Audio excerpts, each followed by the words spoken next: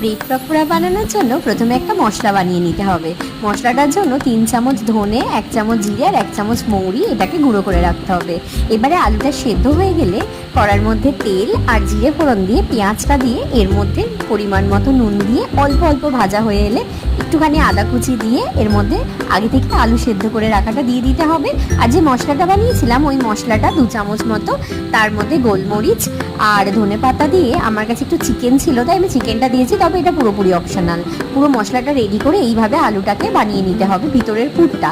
এবারে পাউরুটিগুলোকে এইভাবে জলে ভিজিয়ে এরকমভাবে ওই যে পুরটা দিয়ে মুড়ে নিতে হবে, এইরকম ঠিক দেখতে হবে। আর এটা হচ্ছে কর্নফ্লাওয়ার আর ময়দার গোলার মধ্যে দিয়ে ব্রেড ক্রাম্বের মধ্যে এইভাবে ভালো করে মাখিয়ে নিতে হবে। দিয়ে এটাকে একটুখানি ফ্রিজের মধ্যে রেখে দেবেন সেট হওয়ার জন্য। তো সেট হওয়া হয়ে গেলে এটাকে একদম ছাকা তেলে এইভাবে অল্প আঁচে ভাজতে হবে, তাহলেই কিন্তু আমাদের ব্রেড পকোড়া একদম রেডি।